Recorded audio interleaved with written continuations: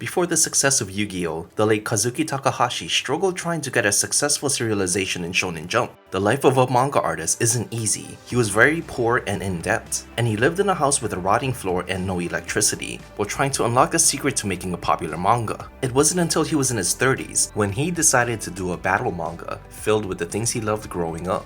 Today we're going to talk about how Takahashi's love for games, superheroes, and manga helped change his life. Takahashi was born on October 4, 1961 in Tokyo. As a child, he was frail and often spent time indoors drawing pictures. Inspired by the kamishibai, or live paper theater storytelling, he got to see live many times. Whenever his friends would come over, he'd share whatever new drawings he made with them. He also spent a lot of time watching superhero shows, specifically the tokusatsu or special effects programming on television, like Ultraman and Kamen Rider. Ultraman features a lot of monsters called kaiju, which captivated the young Takahashi. I mean, just take a look at these designs. They're all cute, unique, creative, and pleasantly grotesque. These creatures would awaken something in the young Takahashi, as he decided he wanted to become a kaiju designer when he grew up. As for Kamen Rider, he was fascinated by these transforming superheroes. By saying henshin, the word for transform, a regular civilian would then be outfitted in a superhero costume with superhuman feats. And Japanese superheroes weren't the only things consuming Takahashi's life, because shonen manga dominated bookshelves all over Japan. A lot of the major publishers in Japan had a line of magazines that featured shonen manga, and it was hard not to come across shonen manga.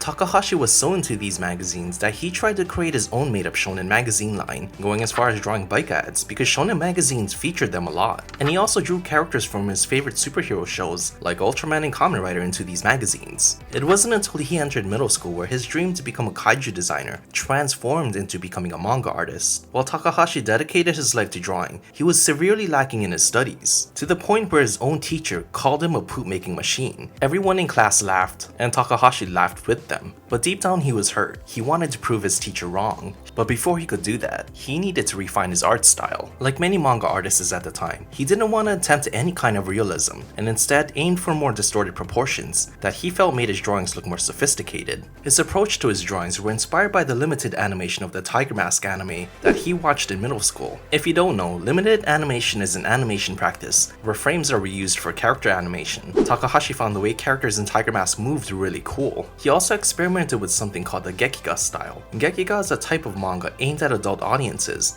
and marked by a more cinematic art style. Unlike the art style influenced by Osamu Tezuka, Gekiga is aesthetically defined by sharp angles, dark hatching, and gritty lines. And because he experimented with so many styles, his artwork was inconsistent over the years, which happens a lot in the path of an artist. After graduating high school, Takahashi was finally ready to start entering manga contests. In 1981, a couple of years after he graduated, Takahashi won a contest with his one-shot titled ING Love Ball at the age of 20, winning him the Shogakukan New Comic Award, and this one-shot was published in Weekly Shonen Sunday. ING Love Ball was sort of a rom-com that featured three students who were always chasing after girls, only to get dumped. As the winner of the award, he was given critique by the judges of the contest, and a lot of them said the same thing. His drawings were rough, backgrounds were bad, and there was little focus on the characters. And last but not least, show don't tell. Was Takahashi in over his head? He knew he wasn't ready to get serialized, but that doesn't mean he wasn't going to try, as he'd experienced a lot of rejection for the next 10 years. Since having no serialization under his belt didn't pay the bills, Takahashi decided to enter the video game industry as a designer. For a lot of martial arts games which were popular in the 80s, he would work at this job while trying to make it into the manga industry. He would also work as a manga assistant to some authors, learning the trade in order to improve himself. While Takahashi was working as a video game designer, a magazine called Shonen Jump was starting to make waves in the world of shonen manga, pretty much dominating the market. In fact, the 80s was the start of Shonen Jump's golden era, where their circulation of magazine sales were at its highest. Shonen Jump featured something called a reader survey in their magazine, where readers could vote for their favorite series and add comments if they want, and it was clear what kinds of stories readers wanted to read. Battle manga, Fist of the North Star, Dragon Ball, Saint Seiya. All these works helped define the golden era of Shonen Jump. Takahashi knew what the readers wanted to read, but he didn't attempt to join the fray just yet. Takahashi did get to work on a serialization in the mid-80s, but it was a manga adaptation of a baseball manga titled Gokyu Choji Ikkiman, which lasted less than 30 chapters. Takahashi was getting desperate. He wasn't making enough money to live in decent living conditions. He decided to move to Shueisha's Weekly Shonen Jump to see if he could try his hand at battle manga. He published a few one-shots in 1990 just to test the waters of battle manga, and then a serialized battle manga titled Tennen Shokudanshi Burai, a manga about pro wrestling. Unfortunately, it flopped, lasting only about a year before it got cancelled. Battle manga is what people want, but Takahashi tried his hand at battle manga and it didn't go well. All hope was lost. Or was it? Now, the golden era of Shonen Jump was slowly coming to an end in the 90s. Takahashi felt that what could be done with battle manga had already been done, or had it, because he decided to do battle manga through games, a hobby he enjoys. He believed this would allow more interesting battles that can be fought between adults and kids, and he decided to go all in on this story. He researched the history of games, and learned that games existed during the time of ancient Egypt. And before starting his new series, he actually traveled to Egypt to learn more about the country, its pharaohs, artifacts, and tombs. And in 1996, in his mid-30s, he finally published a story made up of everything he loved growing up. Yu-Gi-Oh! Literally meaning the king of games. While the story featured games, one of its main themes is friendship. Takahashi incorporated his love and passion from all his hobbies, all his favorite shows, and all his favorite movies. He gave the main character Yugi some bondage fashion,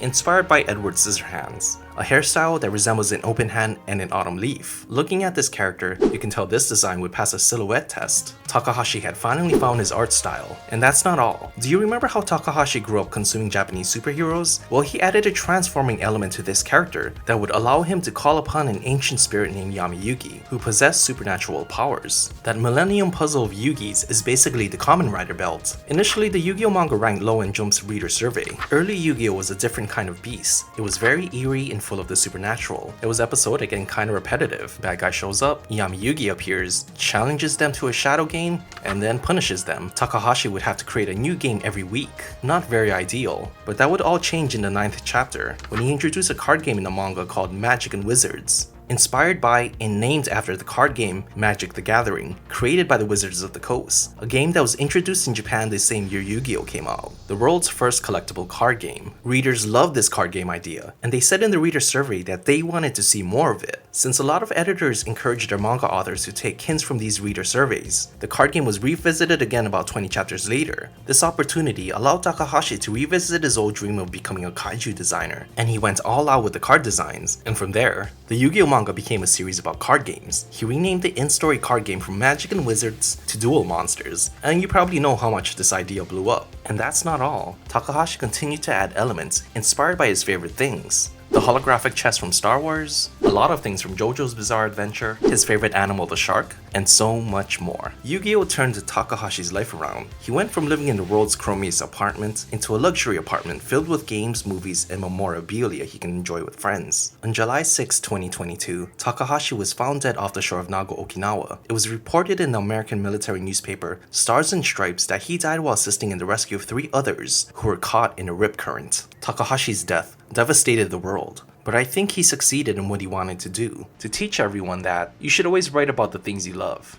and you should share them with your friends.